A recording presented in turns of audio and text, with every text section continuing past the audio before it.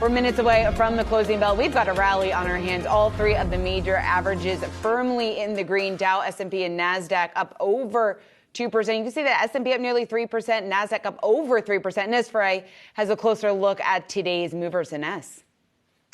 And Shauna, what a rally we are seeing. Let's take a look at our Wi-Fi interactive board. As you just mentioned, the S&P 500 up 2.9%. In fact, is set to have its best day since April 2020. The Dow likely will have its best day since November of 2020. The Nasdaq up more than 3%. Looking at the sector action, we are seeing energy, which is adding to the gains from earlier this morning. But the big winners here are also being technology and communication services.